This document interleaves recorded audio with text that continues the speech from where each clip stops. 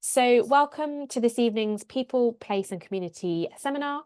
Our speaker this evening is Julia van Duijvenvoorde. Julia is an interdisciplinary researcher working at the crossroads of heritage, memory and landscape studies. Now a PhD candidate at the University of Heidelberg and the Vrije University Amsterdam, Julia focuses on analysing intergenerational homemaking strategies in the landscape in the aftermath of migration. The doctoral research that she conducts is part of an international project about devastation, dislocation and resettlement in the landscape. So over to you, Julia. Thank you so much for the lovely introduction. I'm very happy to be here. I'll now start sharing my screen. Let me know if that works.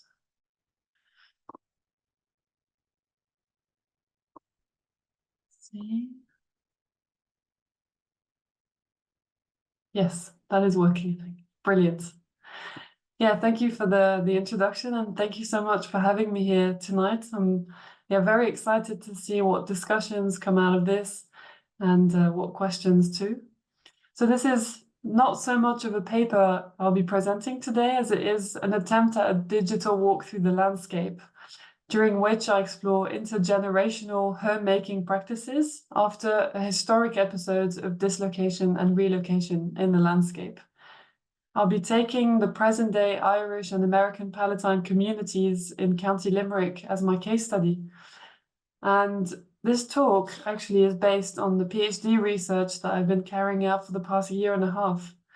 And this PhD research is within a project run by the McCourt Centre for Landscape at Newcastle University and the Centre for Apocalyptic and Post-Apocalyptic Studies, a bit of a mouthful, at Heidelberg University, which focuses on exploring the mental and material impact of rapid and fundamental destruction of landscape by deliberate human actions.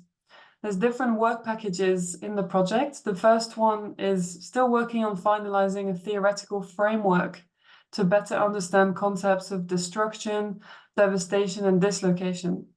Work package 2 that I'm a part of with my PhD is exploring two main post-devastation scenarios, namely the re-inhabiting of devastated landscapes and the relocating to new landscapes, which my research focuses on. And both case studies take the historical developments that took place in the Palatinate at the end of the 17th century, early 18th century as a starting point. Finally, work package 3 will be creating an anthology of smaller case studies around the themes of devastation and dislocation, and bringing in a different variety of geographic and chronological settings, so as to put these processes into a deeper time and geographic perspective. So before I start anything, I think it's important to actually tell you who the Palatines are.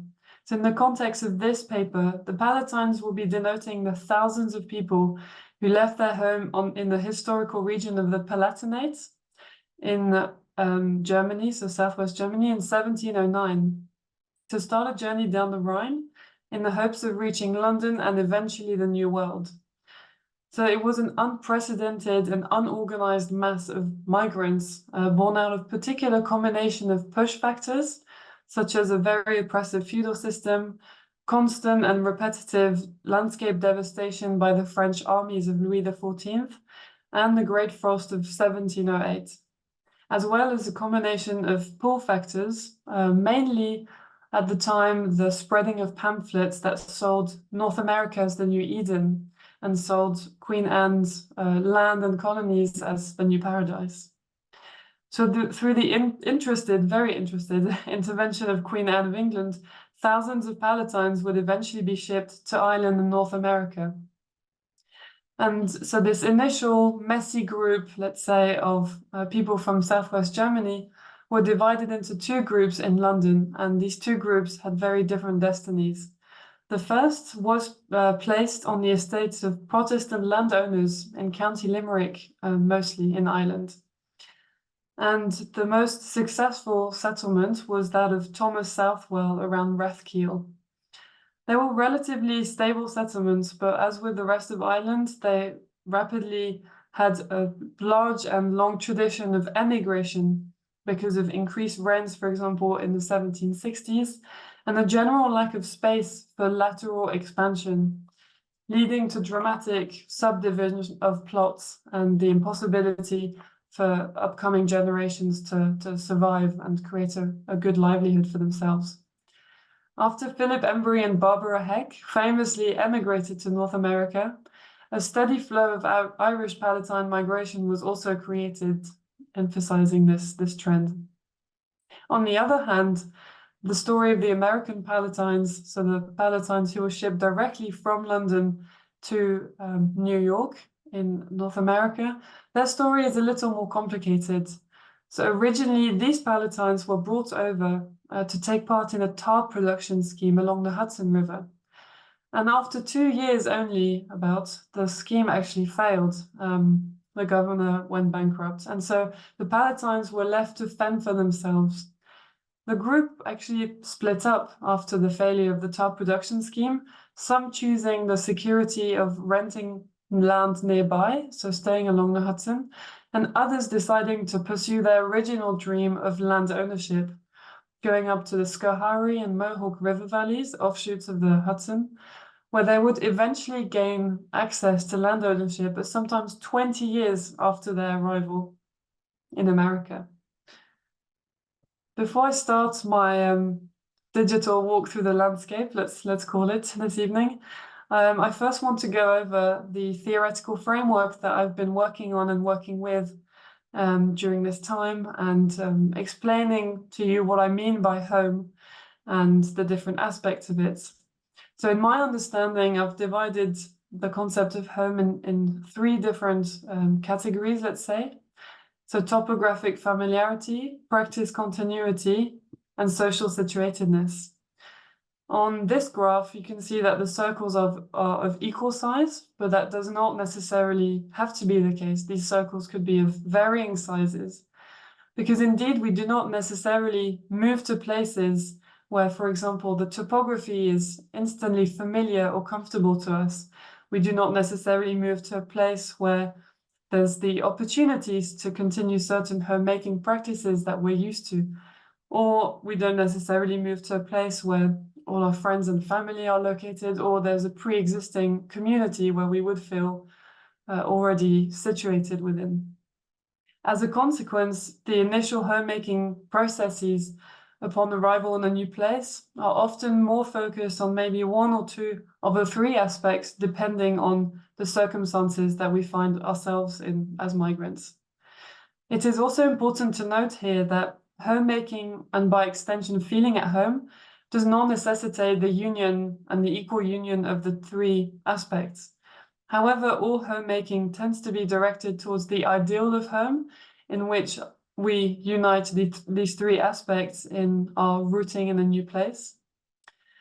So that hopefully gave you a very short idea of home is a very complex concept. So this is, again, a very simplified and short reach into what I've been working on. And to sum up the different characteristics of home, so home is not immutable, not fixed. Home can be located on different geographic scales and different places at the same time. Homes and non-homes are mutually constitutive and not mutually exclusive. Home is linked to identity. Homemaking is a basic human trait. And finally, ideal and remembered homes play a role in homemaking.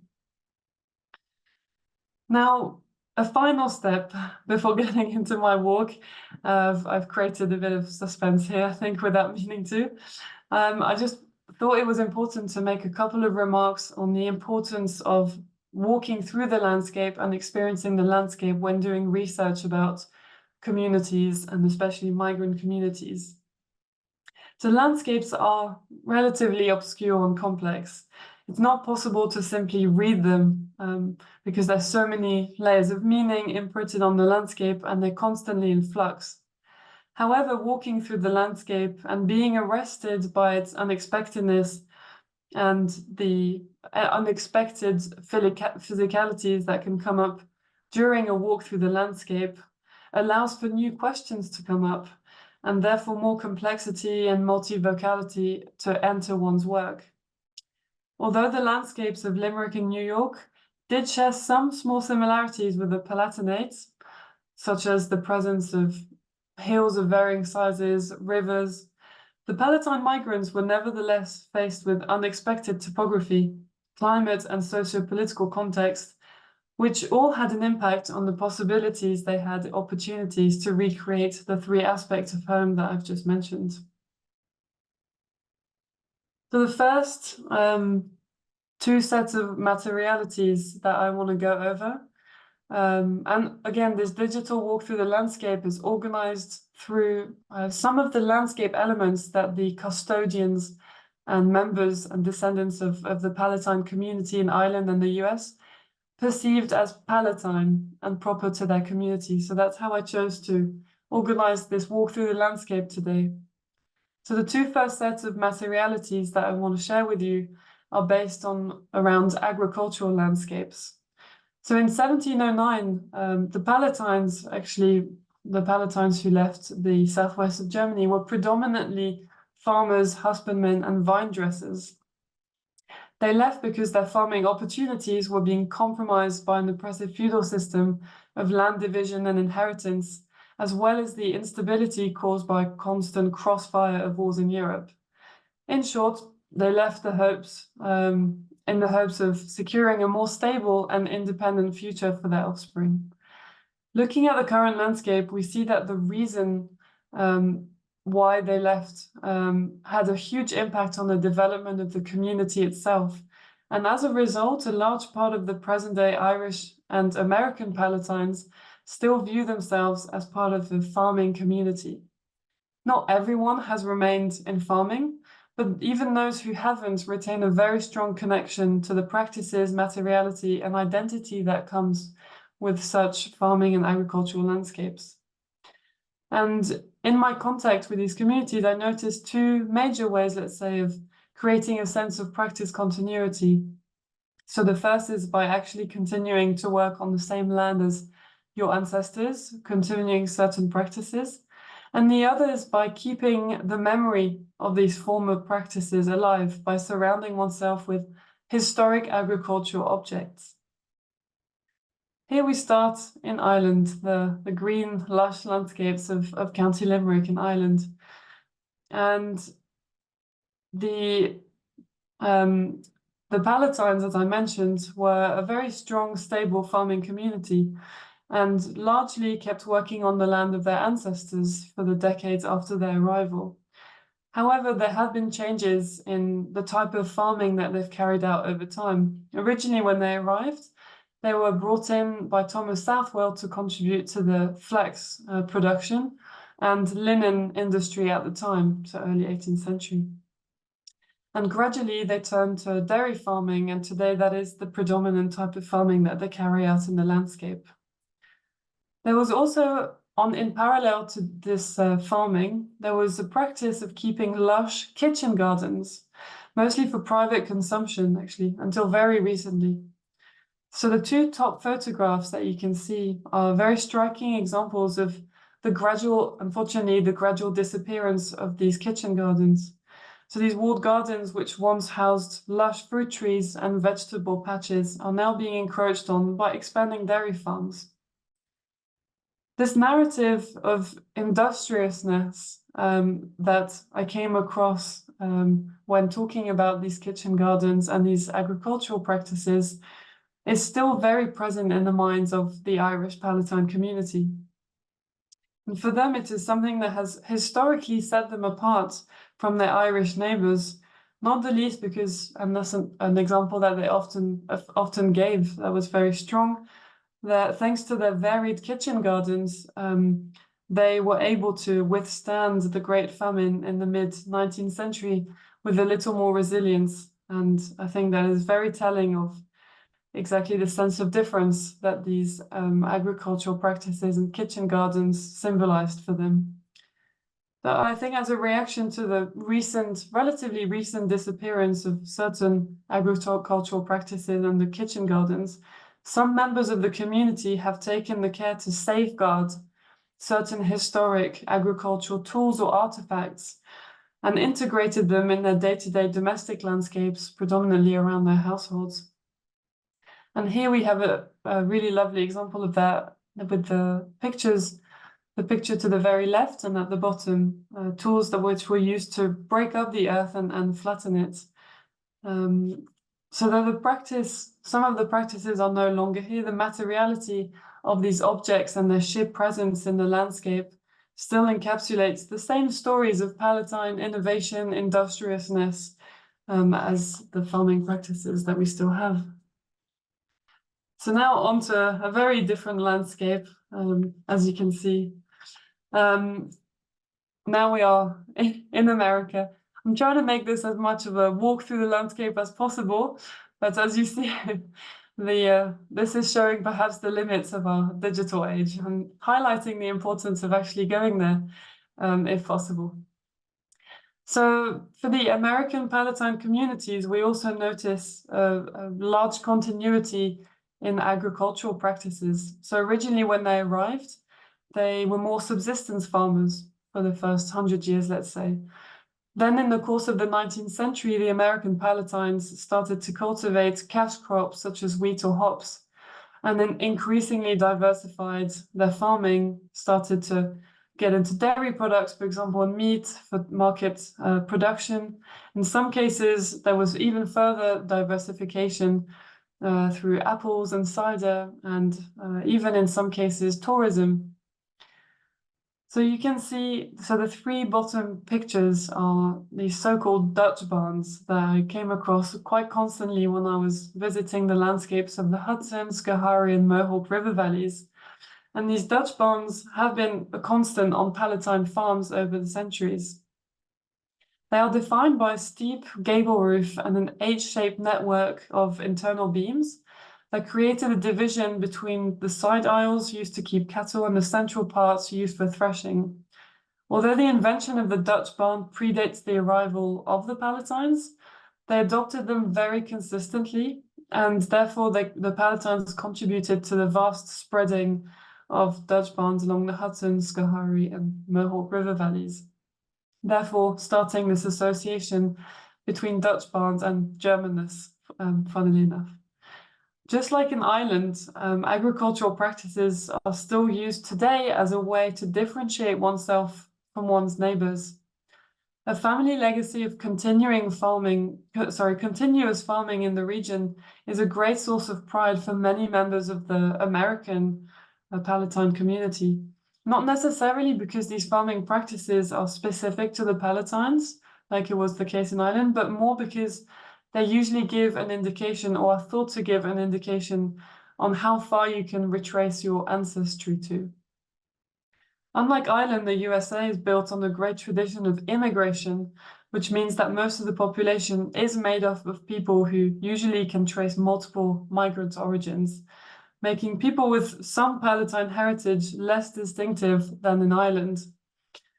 Therefore, these communities tend to distinguish themselves by how long their ancestors have continuously been occupying the land for, with an additional sense of pride I noticed when you could trace your ancestry to pre-revolutionary colonial times. So the widespread presence of renovated Dutch barns in either private domestic landscapes or more museal landscapes like we see on these photos is one of the physical expressions of the pride that is taken in this type of more chronology-based social situatedness. Although they are very often no longer used for farming purposes, the physicality of them really encapsulates this story of difference and allows visitors to connect with that heritage and identity. Now I'd like to move on to the second set of landscapes I would like to show you today. And these are more, let's say, culinary landscapes, I would call them.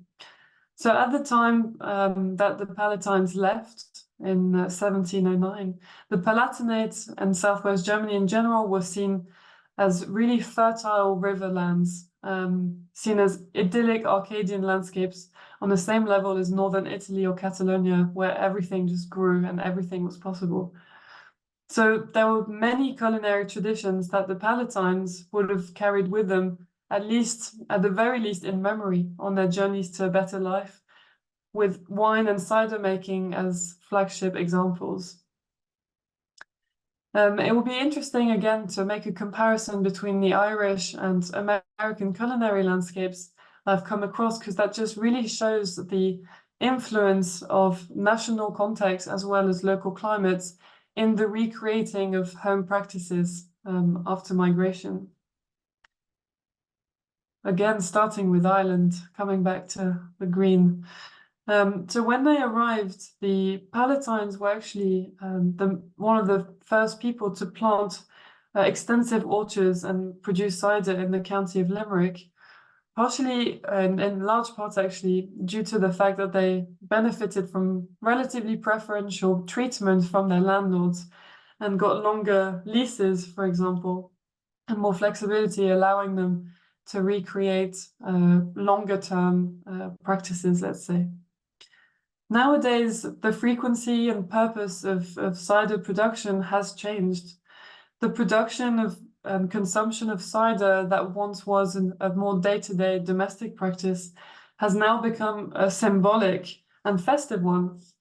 And a good example of that symbolic value put into fruit trees and cider making and consumption can be found for the 300th anniversary celebration. So the 300th anniversary of the arrival of the Palatines in Limerick, and the local Irish Palatine community organized a big celebration for this event. And it was quite interesting to see reports of that event and the level of detail and enthusiasm that went into cider production and the specificity of the practice. So the symbolic connection to their ancestors was carried out in many aspects of the cider production that day. Not only did they use traditional cider presses, they also used traditional methods, as well as the very trees, in some cases, historical trees, or trees with historic value, used the very apples for the cider production. On the top of the slide, you can see vines growing on the side of a barn. And I just wanted to mention that to share with you how much vines also played an important role in the current Palatine imaginary.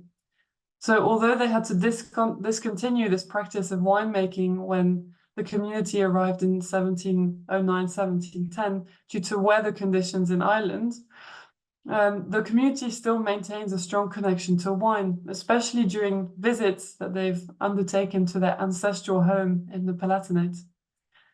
Beyond their culinary value, the sheer presence of these fruit trees in one's daily environment seemed to be of great importance to the community.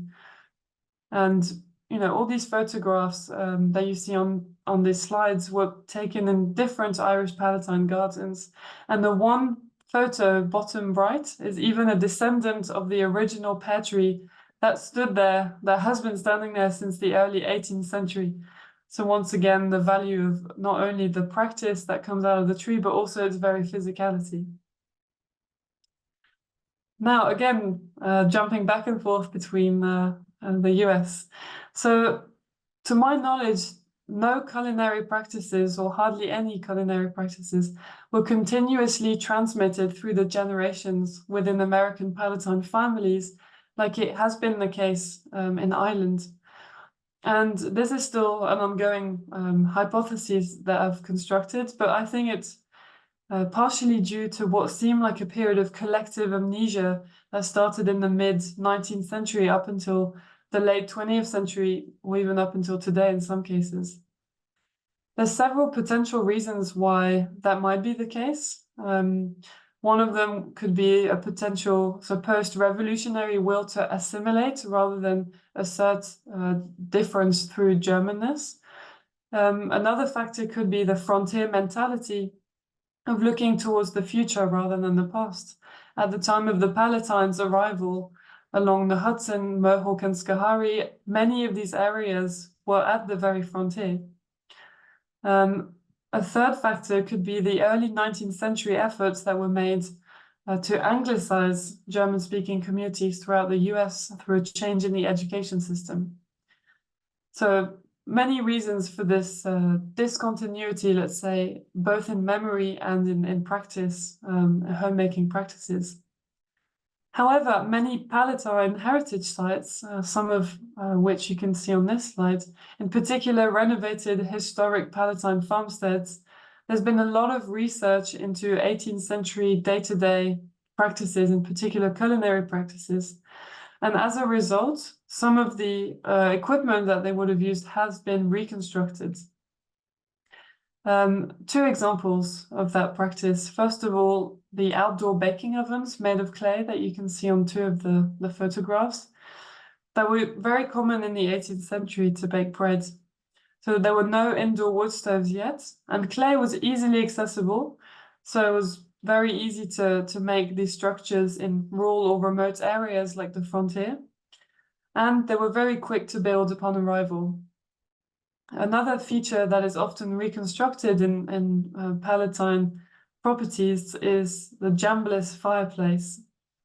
So the fireplace, actually, funny enough, that you can see on this slide is not a jambless fireplace, because you see the sides are there, and they shouldn't be if it was a jambless fireplace. And this is because this was a very conscious decision on the part of the site managers to construct a fireplace that was safer and fit in with the health and safety regulations, and would therefore allow them to recreate, do historical recreations of a typical Palatine meal and showcase that to the public. So this is a very interesting example of perhaps sacrificing the physical integrity and authenticity of a historic object in order to increase its multi-sensory value for the enjoyment and education of the public. Okay, now on to the last type of landscape that I would like to explore with you today, religious landscapes. And from the moment that the Palatines left southwest Germany, religion played a decisive role in their unimaginable journey to a better life. On a personal level, their faith was a constant and unwavering source of hope, during which what was at the time a dive into the total unknown, nearly. However, religion also proved to be the key to their success in reaching new lands and the new world on a political level. So caught in the crossfire of anti-Catholic and anti-Protestant propaganda, only the Palatines of Protestant faith were granted the charity of Queen Anne of England, whereas the Catholic minority that had been originally part of that migration wave was sent back to the poverty and war-stricken lands of the Palatinate. Although religious and spiritual practices of home might seem at first easier to transfer from one place to another, in comparison to agricultural culinary practices, it does not mean that they do not get wildly influenced by outside factors and circumstances. And the difference in religious landscape that we observe between the Irish Palatine community and the American Palatine communities is very telling of that influence. So this is the last time that we will be going to Ireland tonight. And here we see many different elements that I'll gradually go through again. But just to give you a bit of context, so when the Palatines first arrived to Ireland, they were not accompanied by a German minister of their own or of any kind for that matter. And therefore, when they arrived, they quickly became part of the only local established Protestant church, the Church of Ireland in and around Rathkeale. And after hearing John Wesley's disciples preach in 1749, they started adopting Methodism because the manner of preaching and the hymns that they were singing reminded them so vividly of what they used to hear back in the southwest of Germany. In the course of the 18th century, Methodism therefore began to shape their surrounding landscape, with 3 or 4 Methodist preaching houses being built in the area, and these mysterious stepwells appearing in their gardens. So the Embry Heck Memorial Church that you can see on the left-hand side corner is the only 18th century preaching house that is still standing today. This one was built in 1766 without a cemetery at first. This is due to the fact that Methodism was originally not intended as a separate church at the very beginning, but more as a movement within the Church of Ireland. So sacraments and burials would still be performed at the local Church of Ireland rather than in their own separate structures. So around the time of a first large renovation in 1885, the cemetery was then added. And it's one of the only ones of its kind, apparently, in the whole country. So not only is this cemetery significant for how unusual it is, it's also significant because of the names that it carries out in the landscape. Bruttel, Switzer, Bovenizer. So these really anglicized, heavily anglicized German names are yet another powerful reminder of that Palatine difference that the Irish Palatines take such pride in. Though the Embry Heck Church is still in active use, regular church attendance outside of the occasional sacred or symbolic celebrations has unfortunately been dwindling, as well as we are reminded of by empty spaces in the landscape, such as the memorial to a former village Methodist preaching house near Rathkeil, which you can see in the bottom right corner of the screen.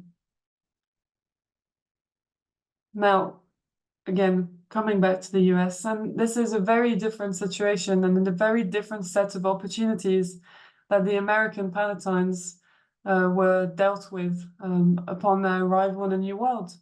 Because once they arrived, they were actually met by ministers of their own respective home denominations. So on the one hand, there was Reverend Joshua Kochetel, who was a Lutheran, and on the other hand, there was John Frederick Hager, a Reformed minister, and both of which met the Palatines as soon as they arrived and stayed there until their death. So this strong institutional support system that was granted to the American Palatines allowed for relatively high constancy in terms of their religious identity and practices throughout the generations. And this repetition between Lutherans and Reformed churches within the Palatine community is still very much visible today. Looking at cemeteries in Palatine settlements along the Hudson, for example, you see two very different sets of family names dominating the Lutheran and Reformed cemeteries. So like in Ireland, and like you can see on this picture to the right, there are historical markers that mark the location of former churches. However, it presents two major differences to the memorial that we just saw on the previous slides in near Rathkeil. The first difference is that these historical markers in the US are extremely systematic and carried out by local government rather than being an initiative born out of individual or collective community initiatives.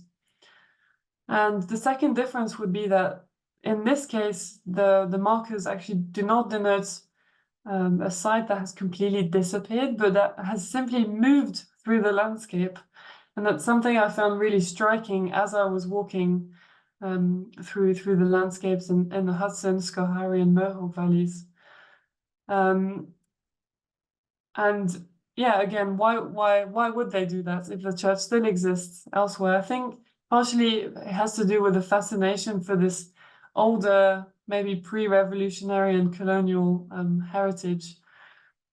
So as we saw earlier, I mentioned earlier, if you remember, that Philip Embry and Barbara Heck, so members of the Irish Palatine community, were the ones who spread Methodism to America. However, this happened, to my knowledge at least, and I found no historical evidence that would prove otherwise, that this happened completely independently of the American Palatine community, not, never affecting them and never coming close to converting them or them adopting Methodism, even after Methodism spread to the Hudson Valley at the end of the 18th century. The state of the landscape and the spatial situatedness of specific landscape elements and materialities give us a more actual and nuanced understanding of a community's collective identity, memory and sense of home. Home on a community level is far from immutable and fixed to particular places, hopefully I've shown tonight. The different aspects that constitute the home, such as topographic familiarity, social situatedness, and practice continuity, can clearly be transposed in some constellation or another. So exclusionary discourses of the homeland that promote the homeland as something fixed and something based on, even so far as ethnic identities, really need to continue to be discredited through work like this. And although there's many crossovers between the Irish and American Palatine context, which act as a reminder of the roots they had when they left, we also see that there's a wide variety in what the local communities see as Palatine or see as being essential to their identities. And so that just shows us that, on the other hand, home cannot be transposed anywhere, any way we want. And that is a strong, a strong sign and a strong reminder of the agency of non-human beings and the agency of the environment that you are faced with as a migrant, and that should not be underestimated. So thank you so much for your attention, and I really look forward to any comments, questions that you might have. Yeah, thank you. Thank you so much, Julia. That was wonderful. And it was lovely to have a kind of digital walk through landscapes that I am really unfamiliar with, but your photographs were really fantastic. So if people have questions, please do raise your hand or write them in the chat. But while I'm waiting for other people to kind of think, oh, I see Catherine's already jumped in there. Catherine, would you like to answer your question? Oh, I didn't mean to kind of jump in before you No. had a chance, Ruth. I have lots of questions. Julia, thank you for a fantastic presentation. And yeah, you really did kind of bring those landscapes alive for us. And I was struck by how, I think that's integral to your project, isn't it? But how powerful and timely and important these concepts are that you're dealing with us for us today. I wondered if you could say a little bit more about how present day communities are engaging with these sites. You touched on this briefly. You talked about, for example, that wonderful kind of trees and cider festival, or you talked about kind of continuing but declining engagement with those sites of Methodist worship in Ireland. And you showed us that wonderful photo of a fireplace, a not entirely historically accurate fireplace, but one used in kind of living history. I wondered if you could say, particularly in terms of sort of interpretation of these places or living history or involvement in present day descendant communities with these places, what's going on? How rich is that? And what kind of activities are happening? Thank you for your question. That's a really interesting one and very complex. And the observations I made during this presentation are only the result of a first round of fieldwork, let's say, and I'm still only a year and a half, so halfway into my PhD. So a lot of these questions remain not totally answered. But I would say that the way these landscapes are used are very different depending on each individual family history. And another thing I would say is that there's a big difference between the way the landscape is used in Ireland versus in the US. In the US, we do observe a lot more of a formalized and institutionalized heritageized landscape, whereas in Ireland, the initiatives, to my knowledge, were a lot more grassroots and coming from individual families and then eventually spreading to the entire community. Whereas, interestingly, in the US, a lot of these more musealized and professional heritage initiatives then actually created rise in awareness of in terms of Palatine identity within the community. So we have very reversed processes in both countries. But I think in any case, so far, what I've seen is that you do get two very different functions and different approaches to the landscape.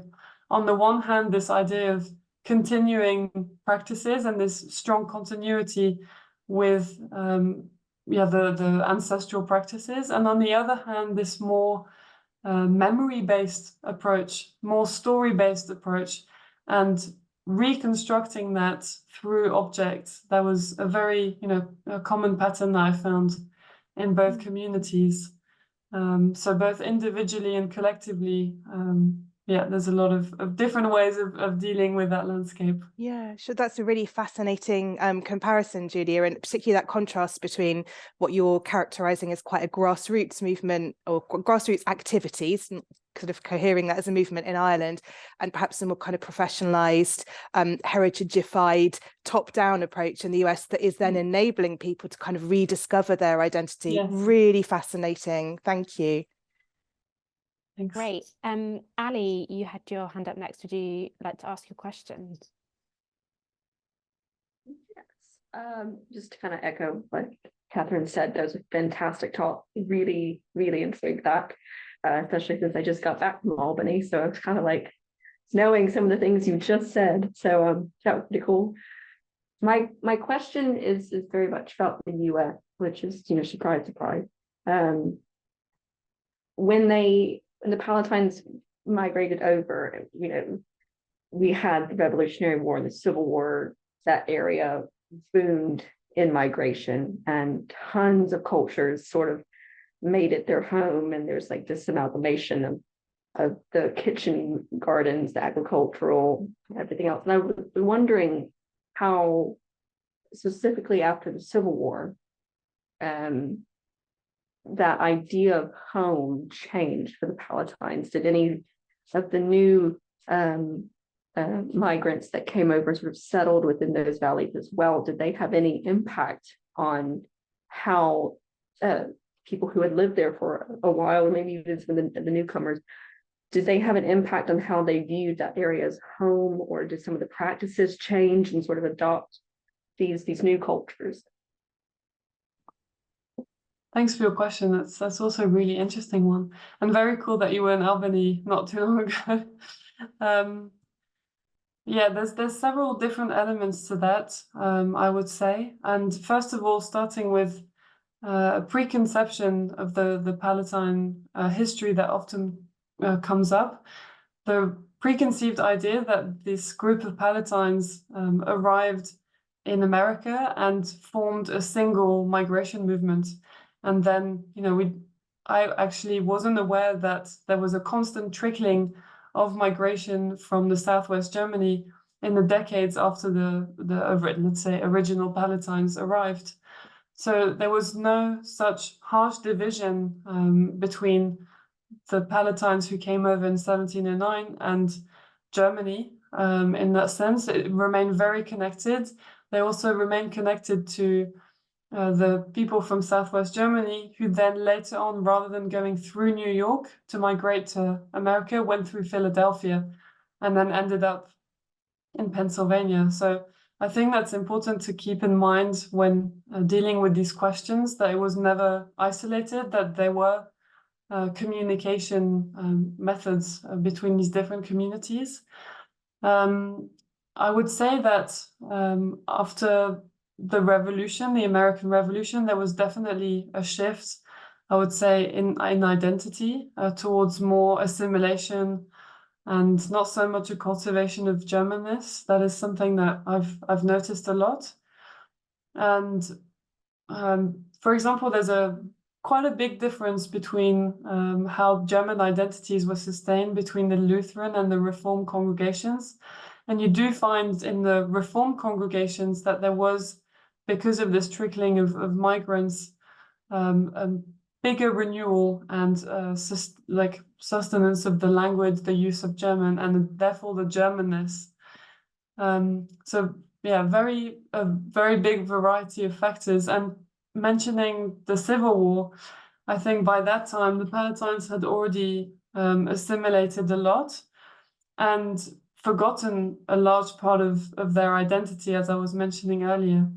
Therefore, they tended to remain separate from these much later migrants from Germany who came in the latter part of the 19th century.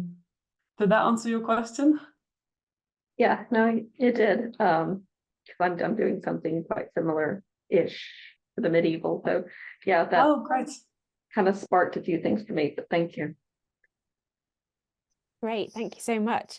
Before I ask Justin to ask his question, Daniel's put in the chat, it was wonderful paper, thank you very much, Julia. And do you know anything more about the fate of the Catholic Palatines who were sent back to Europe from Britain? And is there a historical legacy of this particularly traumatic experience for them? That's another great question. Unfortunately, to this date, I haven't come across much historical material that allows me to say much about these Catholic Palatines who were sent back. So that's so far, and I hope to come across gems in the course of my research, but so far I have not. What I will say, though, is that there was a very strong set of opinions in Southwest Germany, in the Palatinate, about the people who had tried to answer this call to the New World. And they were not very well perceived. And I'm assuming that the Catholic Palatines who were sent back to the Palatinate were not incredibly well received by the people who had stayed there. There's a lot of historical evidence that suggests that their fellow countrymen and the local preachers especially were very much against their migration and were seeing it as nearly blasphemous, saying that they were leaving their homeland, that they were just lazy people who were hoping to arrive to a land where breads would fly into their mouths and they would not. That's a literal quote from one of the letters, and so that a land where they would never have to work again. So my assumption is that they wouldn't have been welcomed back very well. Gosh, that sounds very traumatic then, not wanted Yes. anywhere that they went. Justin, would you like to ask your question? Thanks. Yeah, really enjoyed that, and I learned a lot. I've got to say, I had very, very limited awareness of the Palatines. Before that, the film Sleepy Hollow was pretty much my only reference point, I think, actually. But there are two things you mentioned that I'd be interested to hear if you could expand on. One, the kind of linguistic and perhaps especially in terms of names. You mentioned the kind of corruption of names in the US, and I'm interested to hear whether you feel that that's more a deliberate act of assimilation or something else.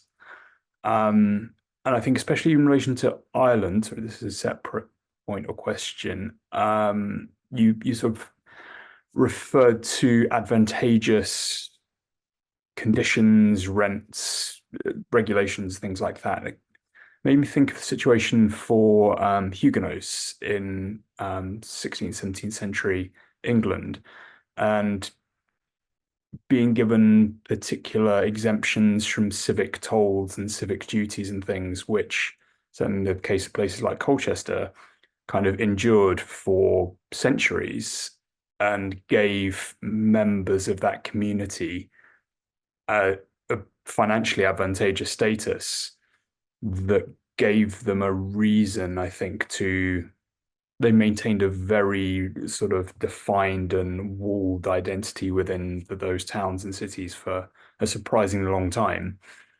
So are there parallels there? Are there kind of practical considerations kind of encouraging this kind of walling off of the community or not?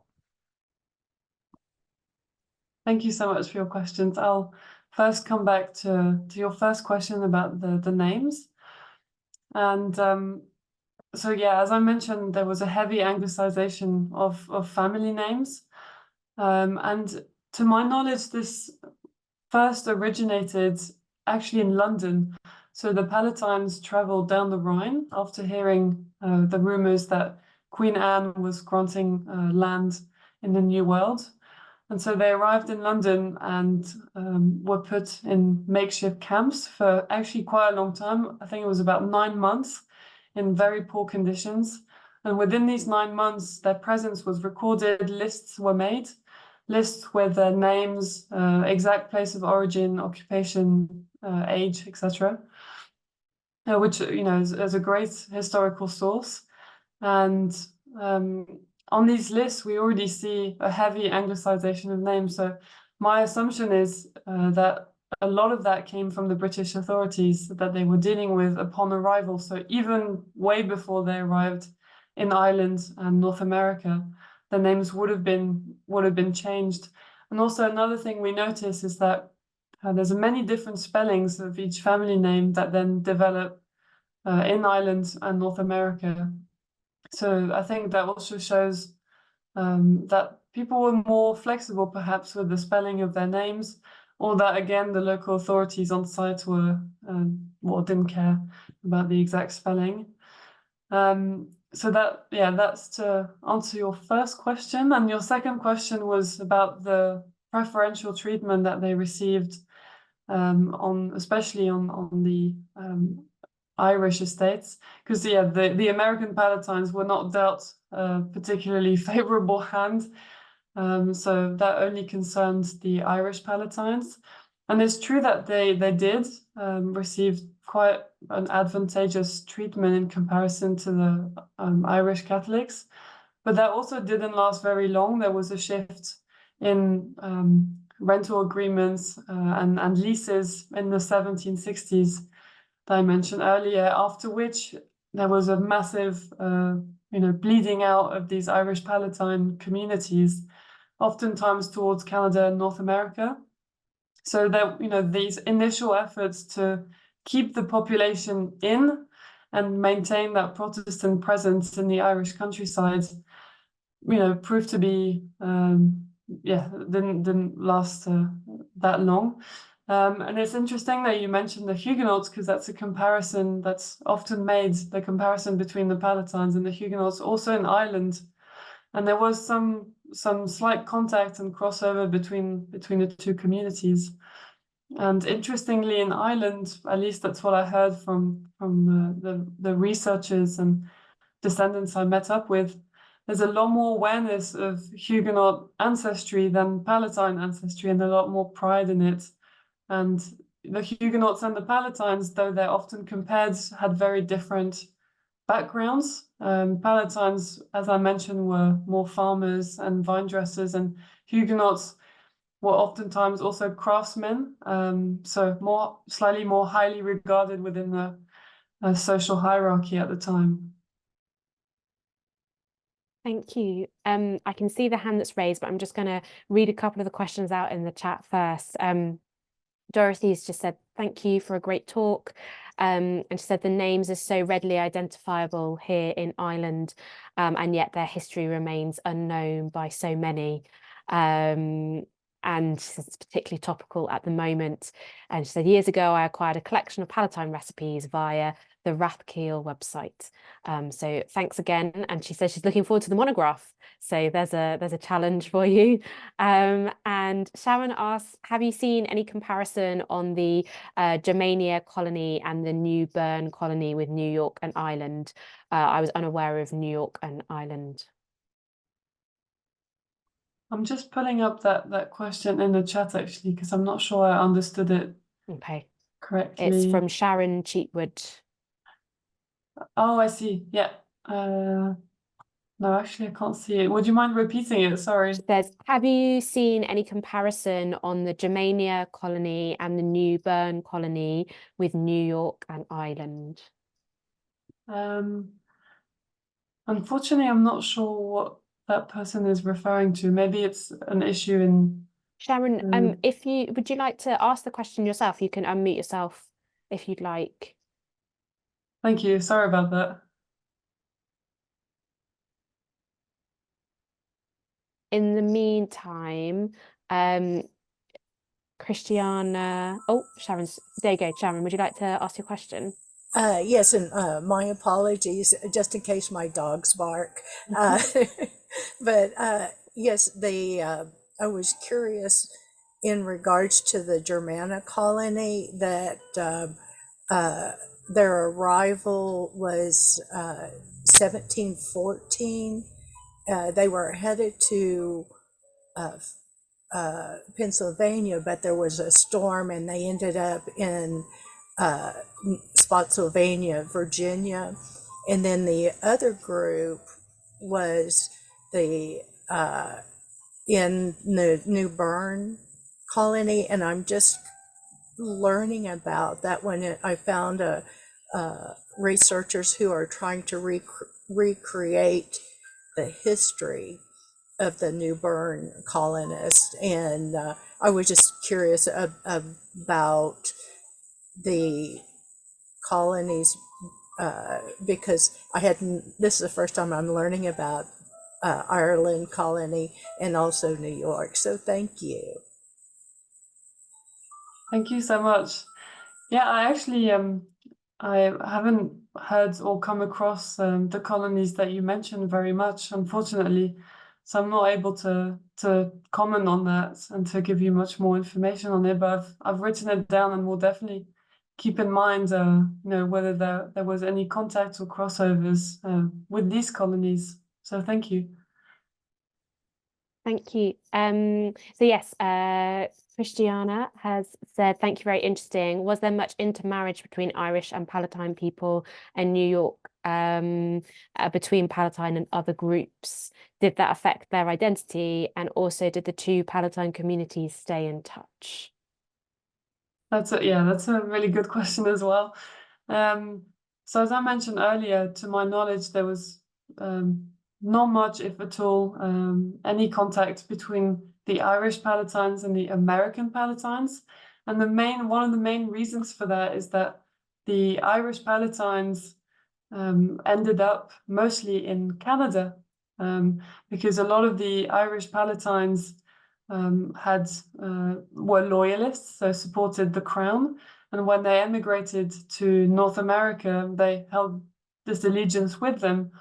And so, because of the American Revolution, the Irish Palatines who were loyalists and still believed in the crown had the feeling that they should flee, like many other loyalists after the American Revolution, and therefore massively fled to Canada. And nowadays we still see a very large, specifically calling themselves Irish Palatines in Canada.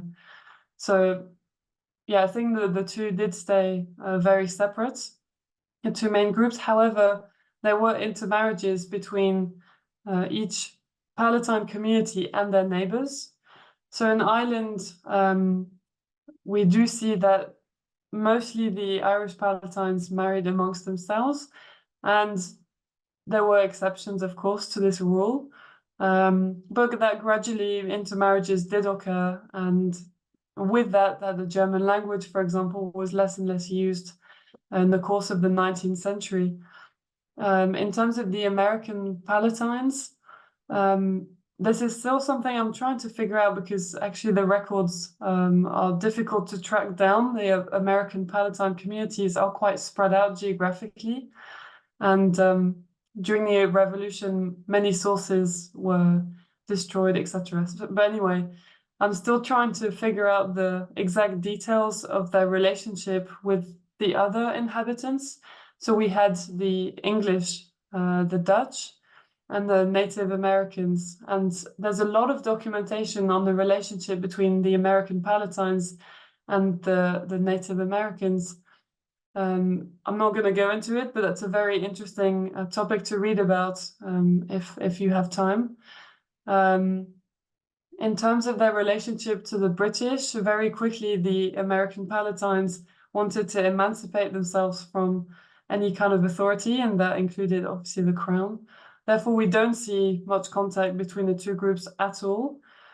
And finally, with the Dutch, in terms of, especially within the Reformed congregations, because the Reformed Church was already established in New York by the time the Palatines arrived, the Reformed Palatines had more links within the International Reformed Church, let's call it that way.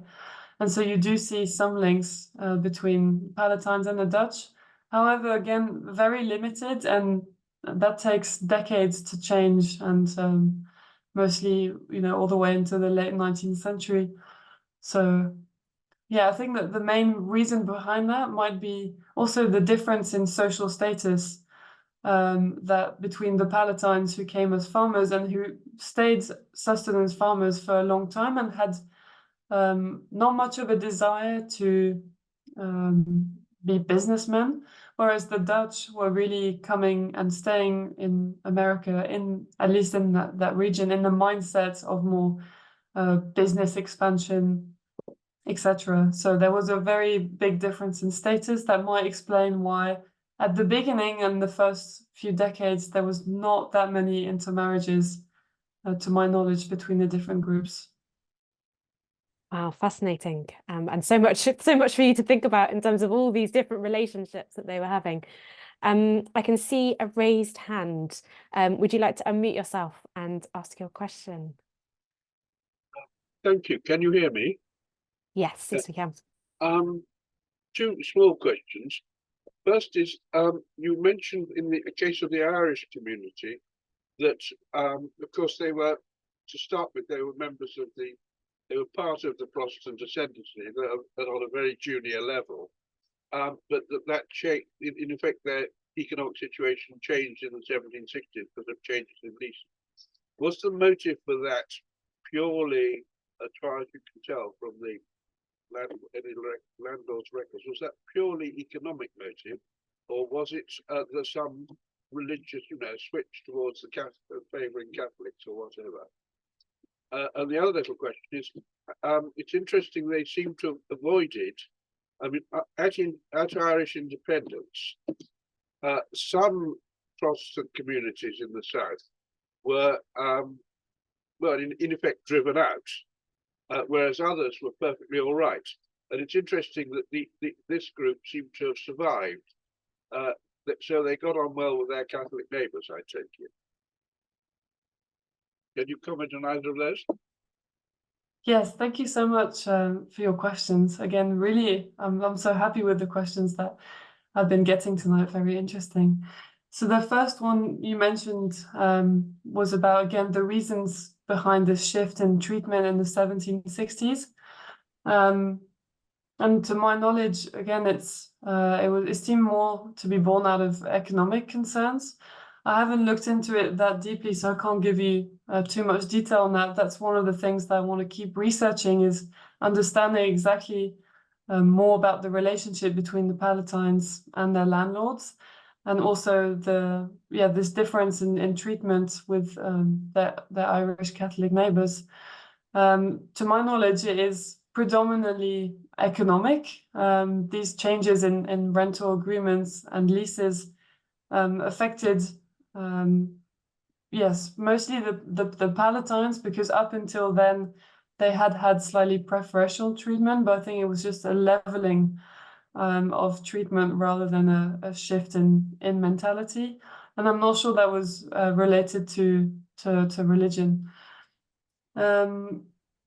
Would you mind reminding me of your second question quickly? I'm sorry.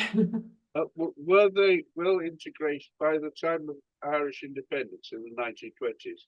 Were they well integrated with their Catholic neighbours? Because some areas, Protestant communities like that were driven out, and in others they were absolutely fine. It varied considerably. And current Irish propaganda says none of them were driven out, but they were. Yes, thank you so much. So it seems to me like the Irish Palatine community has always had a very positive relationship with their Irish Catholic neighbours. I can imagine that at the very beginning, when they first arrived, because they had very limited knowledge probably of the socio-political situation in Ireland, they must have been faced with quite a bit of animosity.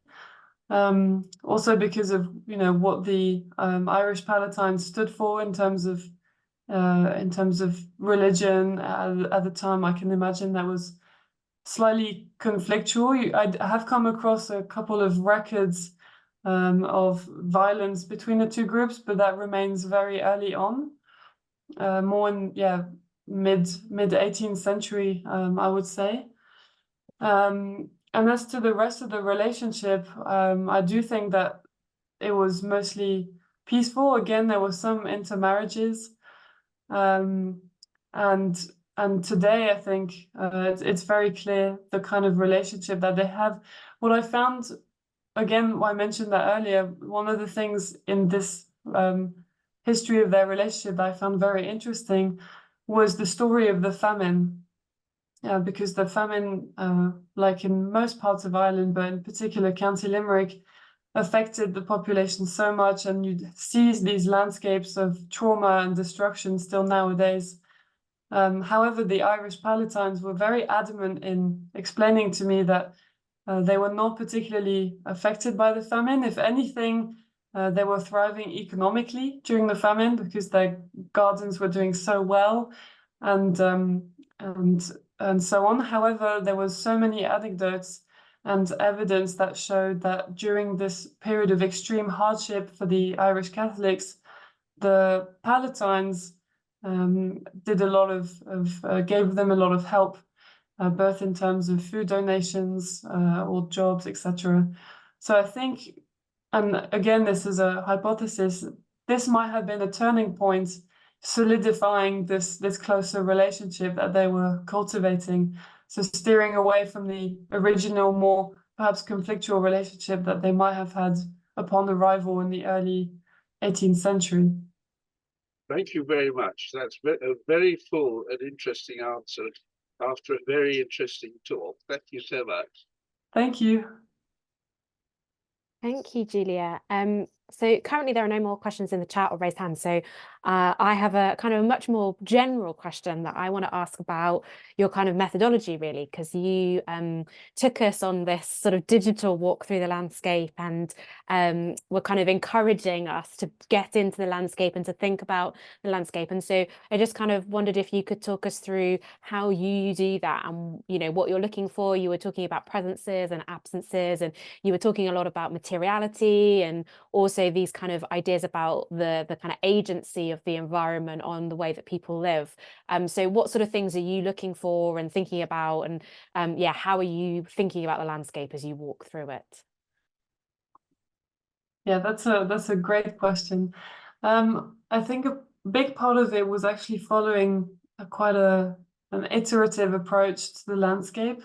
Again, because the highlighting the agency of non-human beings is something that is very important to me on both personal and professional levels, something I feel really passionate about, and finding ways continuously to recognize that and promote that. So I think more iterative approaches to landscape, so more being guided and surprised, as I said earlier, by certain landscape elements rather than having a very tight schedule and, you know, knowing exactly what you're looking for, when, how, with whom.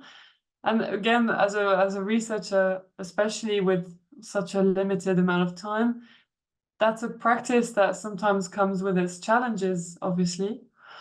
But as I went on, I found it, you know, very a lot easier, and I was very lucky in the sense that both Irish and American Palatine communities were extremely welcoming and full of great suggestions, ideas, and so it was a question of being able to follow those and while obviously reining in the topics enough that I did find and did explore the topics that I wanted to. But I think that's something that is often perhaps underrated, as I've noticed that a lot of the humanities is trying to mimic more hard sciences approaches that are more positivist, more seen as more scientific, but you know, and that's why I chose to steer away from that a little bit and let the landscape guide me in part, at least, obviously.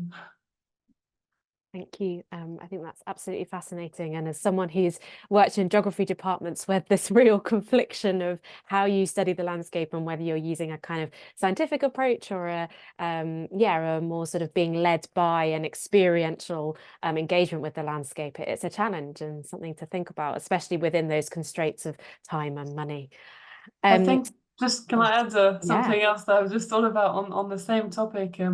Something that has really been important in implementing in my research has been a more grassroots approach as well. So Mm. really starting with the communities, and one of my main methodologies was letting them guide me through the landscape as well. So not only being led by the landscape, but letting the communities show me. And a lot of my methodology was based around, walks with them in the landscape and seeing what came up. And then based on my own desktop or archival research, then analyzing what didn't come up and maybe reasons why. So yeah, I just wanted to add that to Thank you. build on what you were saying. That's wonderful. And